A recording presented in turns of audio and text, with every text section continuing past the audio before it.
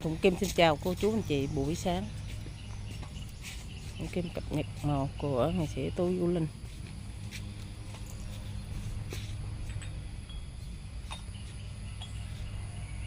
Sáng hoa đẹp quá.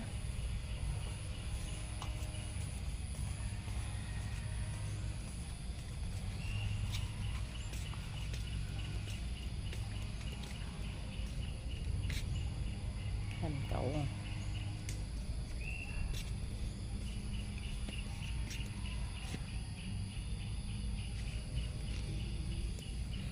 Ngựa bữa nay quá phế bông đẹp rồi. Hai bên là bông rất là nhiều luôn, không còn bên nhiều bên ít nữa nghe. Chỗ đều một lượt một, quá trời quá đất luôn. Vài ngày nữa dòm thấy là cái màu vàng không chứ không còn thấy lá xanh nữa.